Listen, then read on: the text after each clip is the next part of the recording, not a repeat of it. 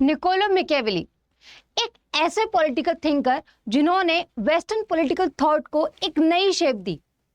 प्लेटो और अरिस्टोटल जहां इनके थॉट्स पॉलिटिक्स को मोरालिटी, एथिक्स, नैतिकता तक कन्फाइन कर देते, रोक देते थे, वही मैकियावेली ने शुरुआत की एक रियलिस्टिक अप्रोच की, रियलिज्म की।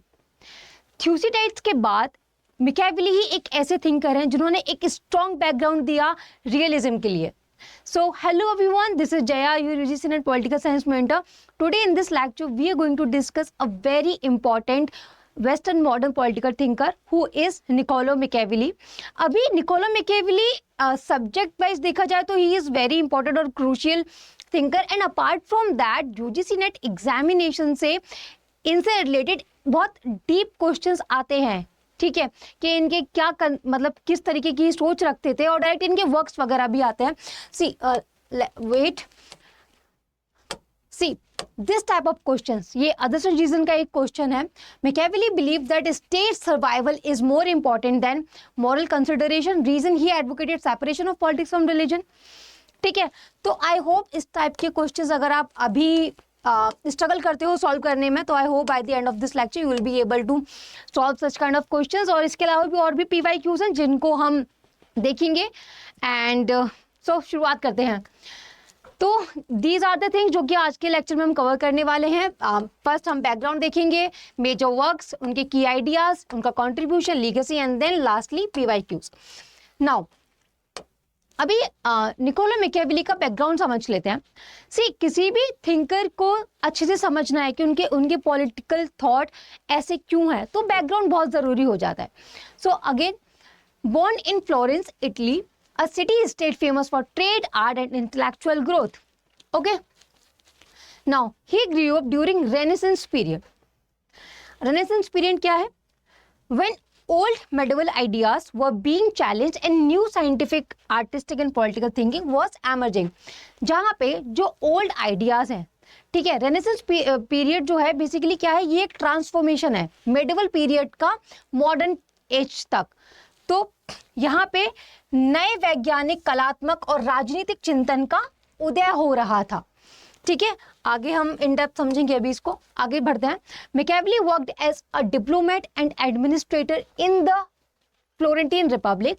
फिर क्या होता है, when he observe the struggles between city states, foreign invasion and shifting alliances. Again अगर हम प्लेटो को देखें, जब ये मेरा जो प्रीवियस लेक्चर है प्लेटो एंड अरिस्टोटल को, वहां पे हमने प्लेटो को कैसे देखा कि, और ये हर एक थिंकर में कॉमन है कि जब भी किसी के थिंकर किसी उनके थॉट्स किसी एक पर्टिकुलर एक शेप ले रहे होते हैं, तो उसकी वजह कहीं ना कहीं उनकी बीती हुई जिंदगी रहती है। तो लाइकवाइज मैकियावेली के साथ भी ऐसा ही हुआ। तो क्योंकि ही ऑब्जर्व्ड स्ट्रगल्स, उन्होंने कुछ स्ट्रगल्स को, संघर्षों को, विदेशी आक्रमण और बदलते गठबंधन का प्रत्यक्ष किया।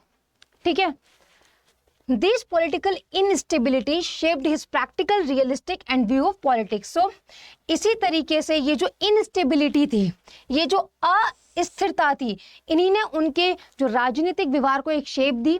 ठीक है, उनकी एक राजनीतिक पर्सनैलिटी को एक शेप दी, एक नया आकार दिया। नाउ अभी हम अगर हम रेनेसेंस पीरियड को देखें तो एग्जाम पे तो इससे इन डेप्थ इतना क्वेश्चन नहीं आता है, बट क्यों ना हम इसको अभी से बहुत अच्छे से समझ के, अगर रेनेसेंस पीरियड अगर हम पढ़ें और जाने, तो सबको पता है कि रेनेसेंस पीरियड क्या होता है। ठीक है, मेडिवल एज का मॉडर्न एज का एक ट्रांसफॉर्मेशन है, उसको रेनेसेंस पीरियड बोलते हैं, और इसको और जिसको मैकियावेली ने फेस किया था।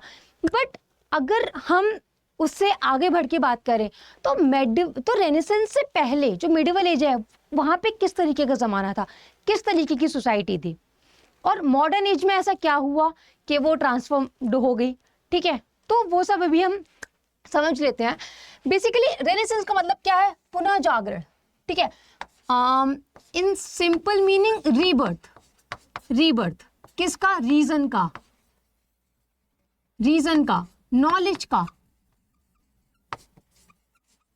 ठीक है, तो रेनेसेंस जो है it's it's not that complicated, उतना कॉम्प्लिकेटेड नहीं है, जस्ट कि ये क्या है, रीबर्थ है रीजन का और नॉलेज का, जहाँ पे लोगों के विचार और लोगों की जो नॉलेज है एक दोबारा से कुछ नया शेप ले रही थी। क्योंकि मेडिवल पीरियड में क्या था, it was highly dominated by church, controlled by church. जो पादरीज हैं, जो पादरी है और जो फादर्स हैं, प्रीस्ट हैं, वो डोमिनेट करते थे सोसाइटी को, ठीक है। उनकी एजुकेशन के ऊपर मोनोपोली थी, एजुकेशन को कंट्रोल कर रखा था। And apart from that blind faith और स्टीरियोटिपिकल ये सब माइंडसेट था लोगों का। तो फिर क्या हुआ, फिर आया प्रिंटिंग प्रेस।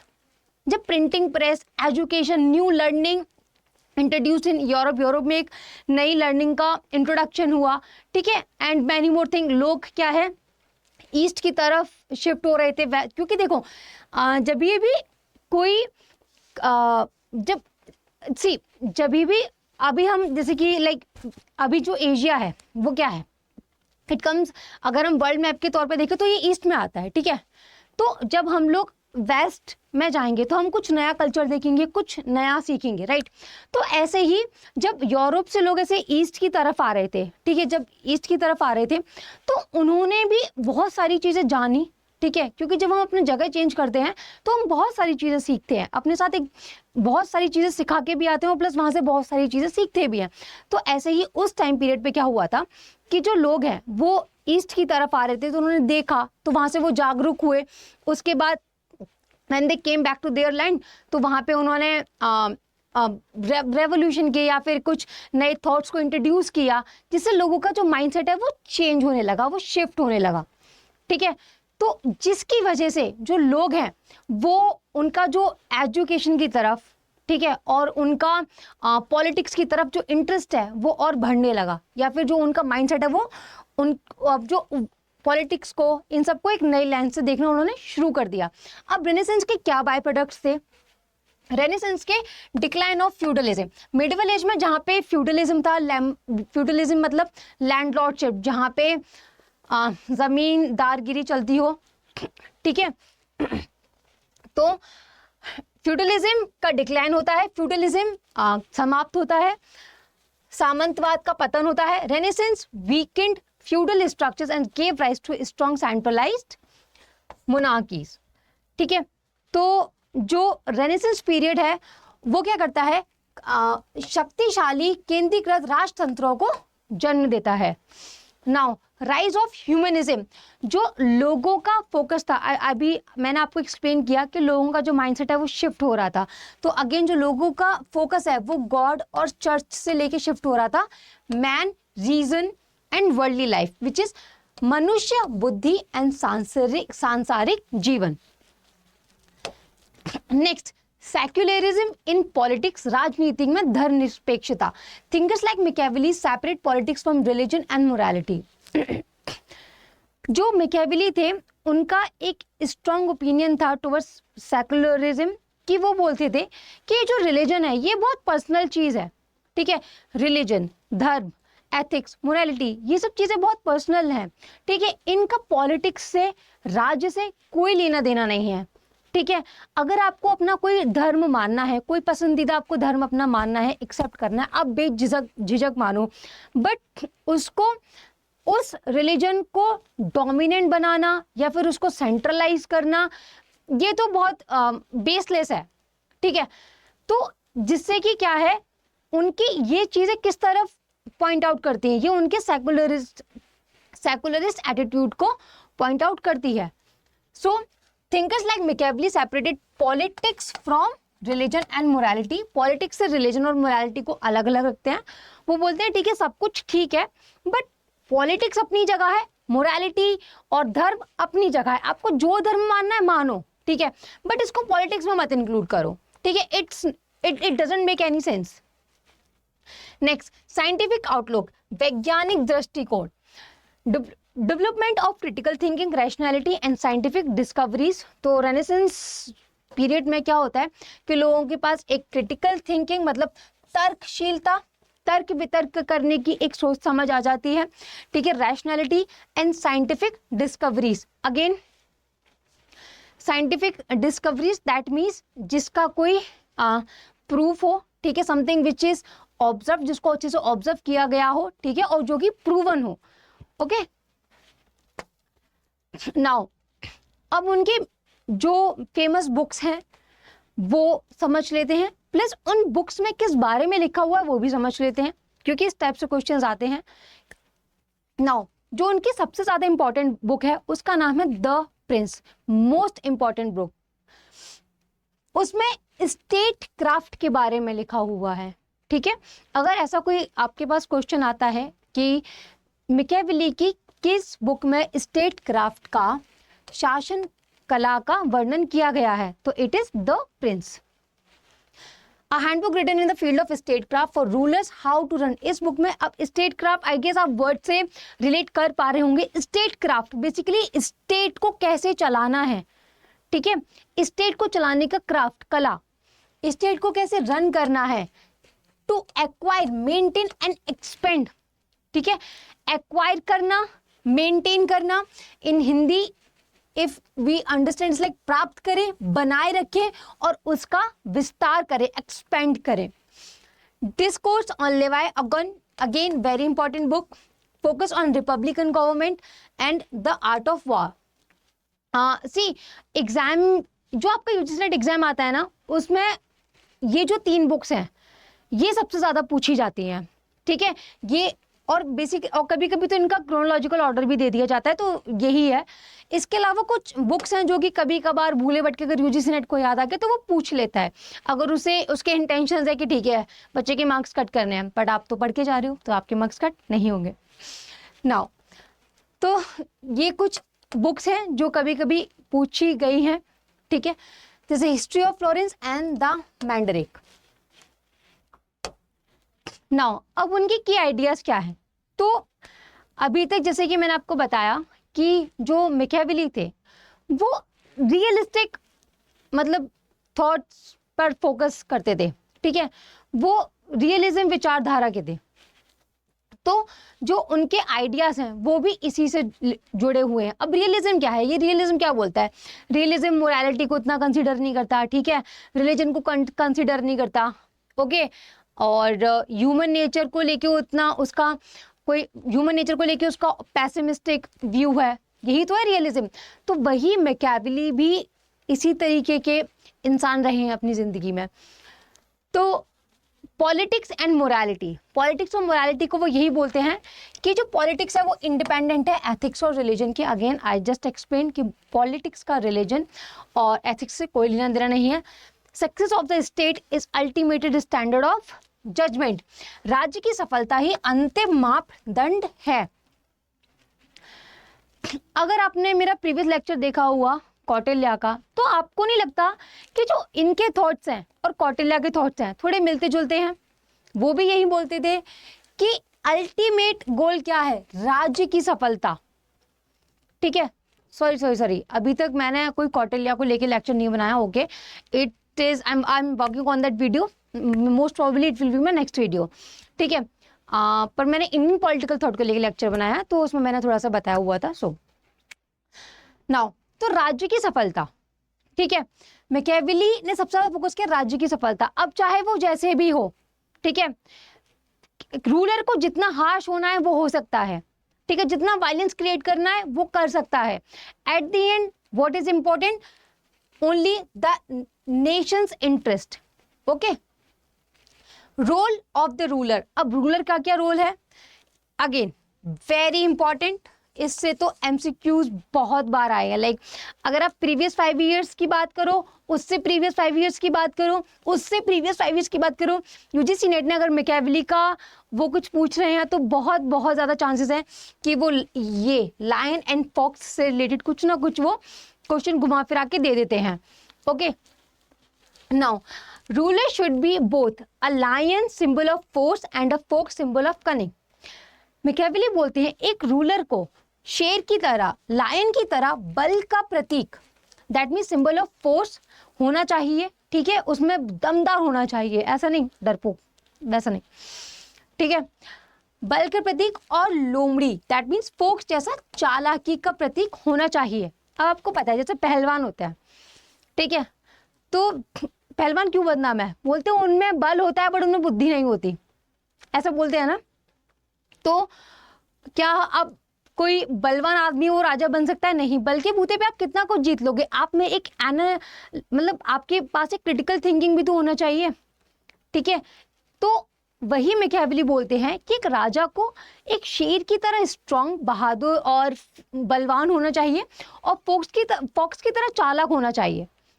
ओके, तो ये सबसे ज्यादा इंपॉर्टेंट 2 ट्रेट्स हैं जो मैकियावेली ने बताई है रूलर्स को लेके। जैसे कि अगर आप प्लेटो की बात करो, ठीक है, तो प्लेटो ने क्या बताया कि उनके लिए उनके जो रूलर है सबसे ज्यादा वेट उनके लिए जो उनका किंग है उसके लिए सबसे ज्यादा इंपॉर्टेंट कैरेक्टरिस्टिक क्या बताया उन्होंने बताया कि फिलोसोफर किंग होना चाहिए। जो किंग है वो फिलोसोफर होना चाहिए।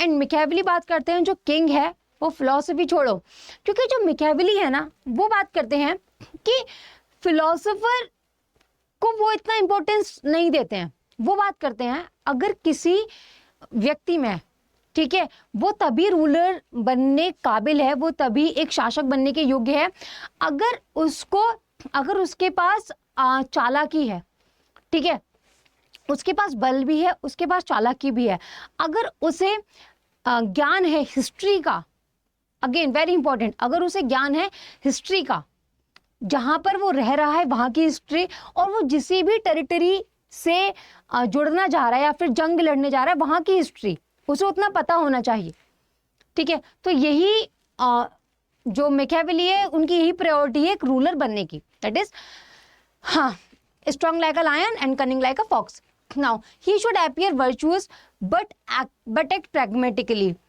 तो अब देखो मैकियावेली है, अगर उनकी हम बात करें तो लाइक सीधी बात नो बकवास, ठीक है।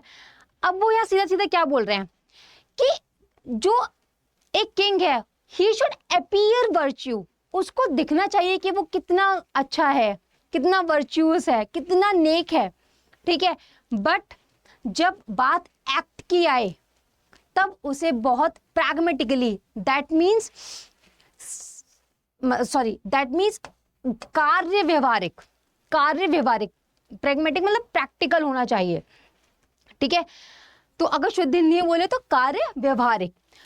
तो जैसे कि आजकल तो लीडर्स मुझे लग रहा है सारे मैकियावेली की बात ही मानते हैं कि वो दिखते बहुत अच्छे हैं, कि हम तो बहुत अच्छे हैं, very virtuous, very good, very ethical. कैसे जब इलेक्शंस होते हैं तो हमने देखा होगा हमारे लीडर्स, ठीक है, छोटे कस्बों में, बस्तियों में जाके, स्लम्स में जा जाके, पैर छू छू के, आशीर्वाद ले लेके, ठीक है, कि वो कितना सेवा भाव रखते हैं अपने दिल में। इस तरीके से इलेक्शंस होते हैं तब वो जाते हैं, तो वो प्रिटेंड तो करते हैं कि दे आर वेरी वर्चुअस, ठीक है। बट जब बात आती है, ठीक है, पर जब वो एक्चुअल में जब इलेक्शन लड़ लेते हैं तो उनका कोई और फेस निकल के आता है, ठीक है, यही होता है।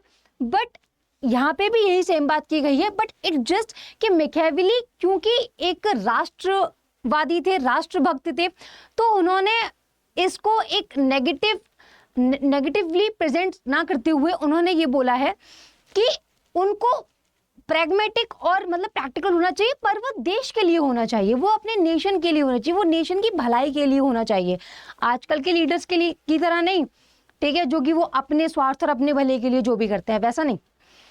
ये बात करते हैं नेशन के लिए। नाउ की ideas, human nature, people are selfish, ambitious and easily influenced by fear. Machiavelli के अकॉर्डिंग जो ह्यूमन नेचर है वो सेल्फिश है, ठीक है, जो कि रियलिज्म भी अगर रियलिज्म का जो बेसिक आइडिया है वो भी यही है कि वो ह्यूमन नेचर को बहुत ऐसे नेगेटिव पेश करता है। तो अगेन मैकियावेली बोलते हैं कि जो ह्यूमन है वो बहुत सेल्फिश है, स्वार्थी है, महत्वाकांक्षी है और भय से आसानी से प्रभावित हो जाता है, ठीक है, उसको डर बहुत लगता है। Now, therefore, a ruler must rely on power and strategy rather on people's goodwill. तो इसीलिए जो रूलर है उसको ज्यादा से ज्यादा फोकस करना चाहिए पावर पे और स्ट्रैटेजी पे, शक्ति पे और रणनीति पे। सी मैकियावेली बोलते हैं कि जैसे कि अगर आप अपने जनता के हिसाब से चलेंगे, आप अपने लोगों के हिसाब से चलेंगे, तो आप किस किस के हिसाब से चलोगे? और अगर आप सबको खुश रखोगे तो क्या पता उसमें जो राज्य है उसका कोई नुकसान हो जाए, ठीक है। और क्योंकि मैकियावेली के लिए तो सबसे इम्पोर्टेंट राज्य है, नेशन है, क्योंकि he was a true patriot. So ये बताते हैं वो ह्यूमन नेचर के बारे में। Now power and stability, the end justifies means, अंत भला तो सब भला, पॉजिटिव वे में नहीं, कह सकते हैं थोड़ा सा सेल्फिश वे में, ठीक है, और वेरी स्ट्रेटेजिकली। अगर राजा कुछ भी कर रहा है, कुछ भी एक्शन ले रहा है, चाहे वो उसकी जनता के अगेंस्ट हो चाहे फेवर में हो, ठीक है, चाहे उसकी जनता भूखी मर जाए चाहे वो भूखा मर जाए, अगर एट द एंड जो नेशन है उसका भला हो रहा है, तो सारे जरिए उस चीज को पाने के जितने भी तरीके हैं सब कुछ जस्टिफाइड है। उद्देश्य साधनों को उचित ठहराता है। If survival of the state is at the stake, अगर जो स्टेट का सर्वाइवल है, अगर जो स्टेट का अस्तित्व है वो दांव पर लगाए, तो फिर कुछ भी हो कुछ मैटर नहीं करता, स्टेट शुड सर्वाइव। वही रियलिज्म की तरह, stability of the state is above all moral और पर्सनल कंसर्न्स, ठीक है। फिर चाहे वो किंग के कुछ भी पर्सनल इश्यूज क्यों ना हो, राज्य की स्थिरता और नैतिकता या व्यक्तिगत हितों से ऊपर है। नेक्स्ट, अब उनका क्या कंट्रीब्यूशन रहा है उसको समझ लेते हैं। मैकियावेली को फादर ऑफ पॉलिटिकल रियलिज्म भी बोला जाता है, ठीक है। अब ये तो मुझे बताने की जरूरत नहीं है शायद से कि उनको क्यों फादर ऑफ पॉलिटिकल रियलिज्म बोला जाता है, जो उनके की आइडियाज उनसे आप समझ गए होंगे।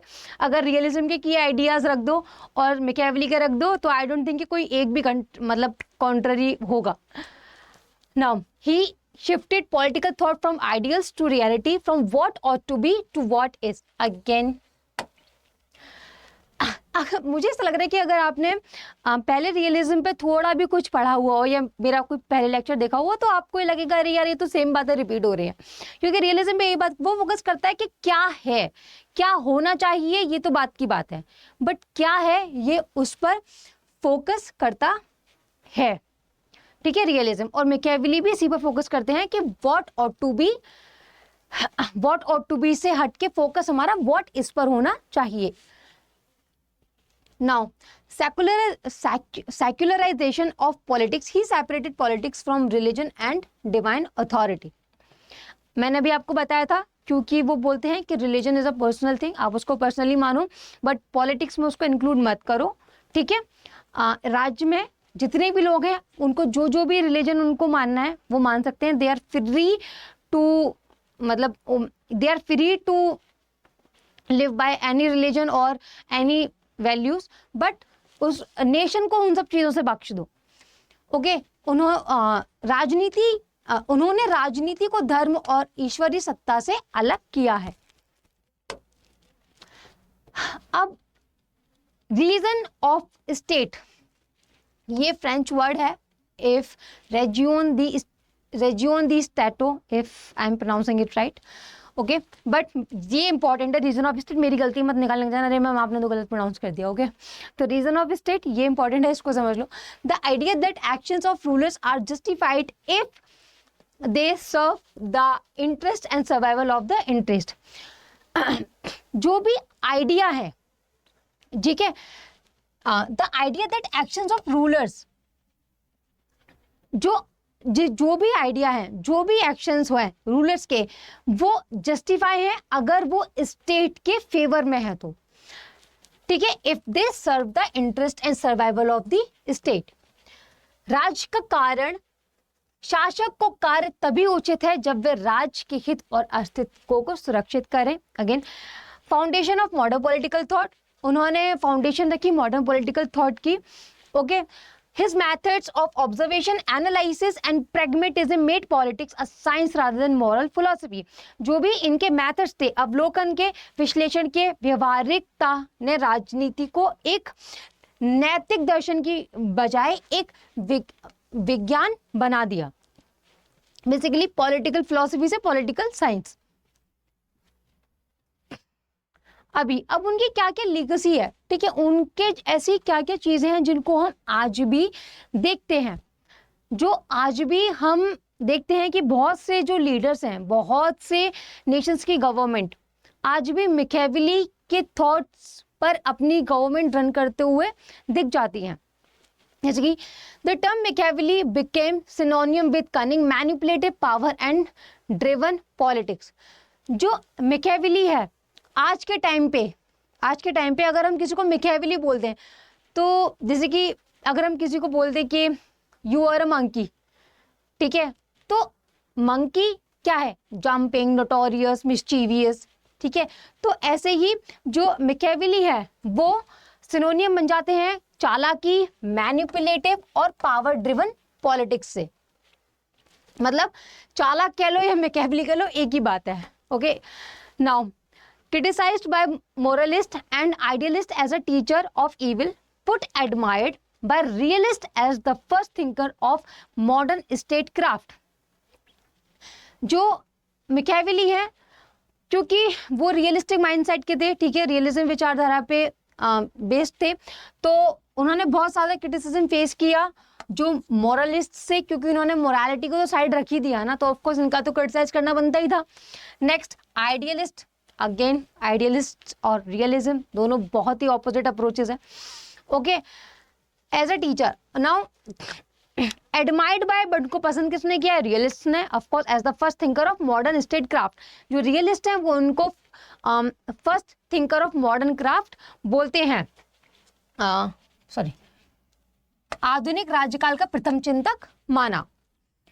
His thought influenced realist schools in both political science और international relations में भी.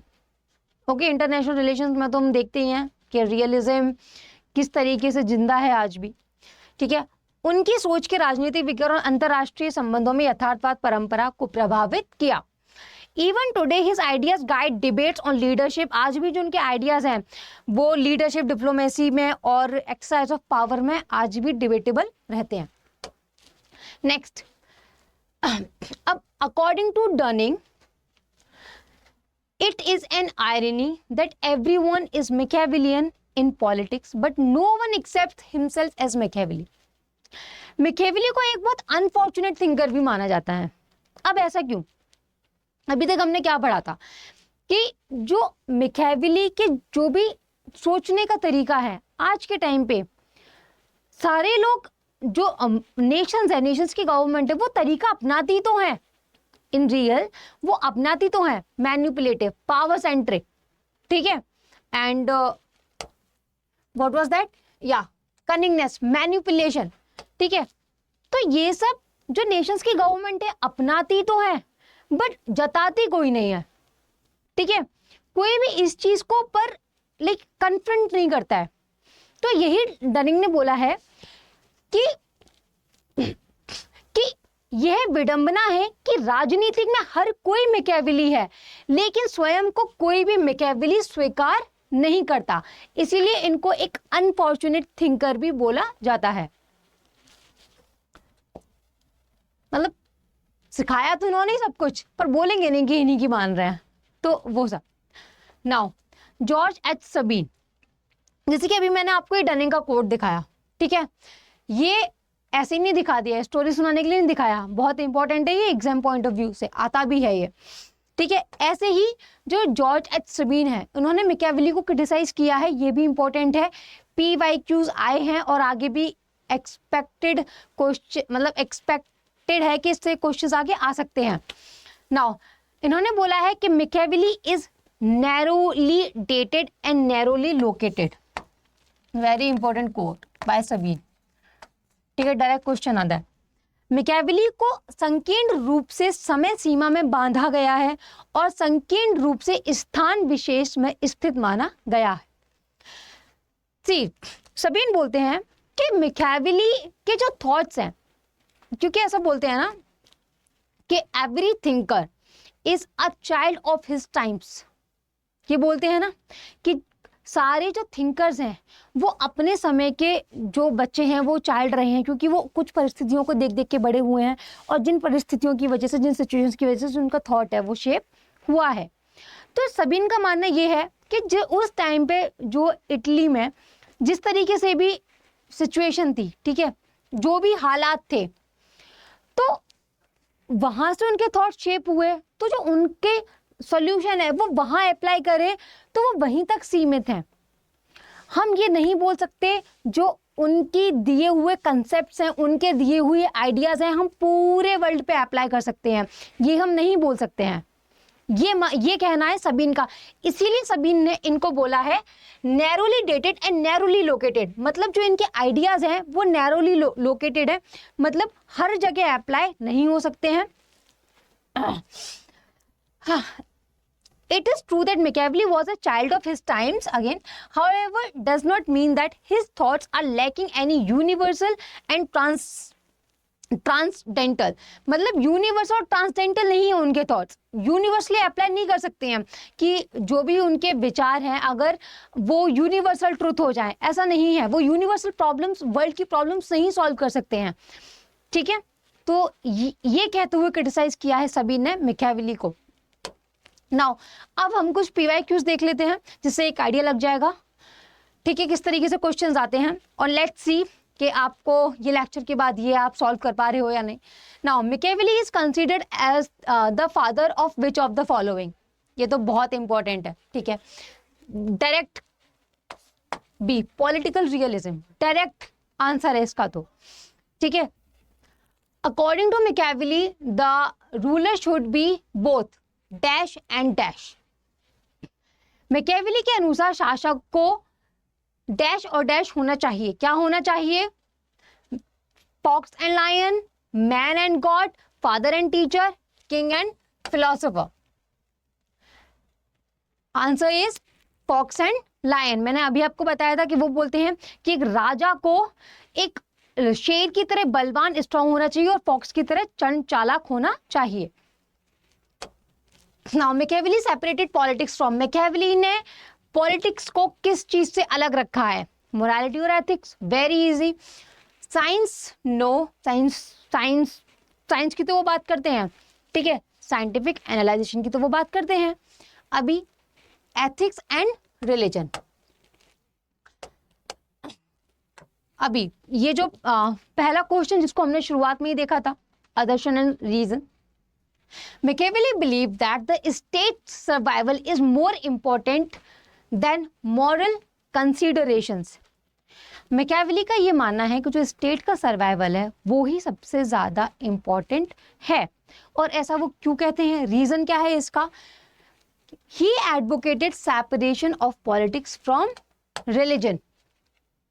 अभी इसका रीजन व्हाट विल आई से कि जो भी यूजीसी नेट की प्रिपरेशन जिसने शुरू में करना अभी जस्ट शुरू ही की है, ठीक है, अगर आप 1-2 अटेम्प्ट दे चुके हो दैट्स नॉट द केस। अगर कोई बिगिनर है जो इसने शुरुआत की है, आई एम डैम श्योर कि वो उसके रीजन में कंफ्यूज हो जाएगा, ठीक है, क्योंकि यहाँ बात की गई है स्टेट सर्वाइवल की, ठीक है, और मॉरल कंसिडरेशन से ऊपर, और यहाँ बिल्कुल बात रिलीजन की कर दी है, ठीक है, बट बात वही है। हाँ, तो इसका आंसर है ए। जो इसका आदर्शन है और रीजन है वो दोनों ही ठीक है, और जो रीजन है वो आदर्शन को बखूबी एक्सप्लेन कर रहा है कि उन्होंने राजनीतिक को धर्म से अलग करने की वकालत की है। So this was all about this lecture. तो फिर मिलते हैं in next lecture with a new topic. तब तक कोई भी सजेशन या कोई भी डाउट हो तो please comment down. Till then see you, tata, bye bye. मिलते हैं नेक्स्ट लेक्चर, बाय।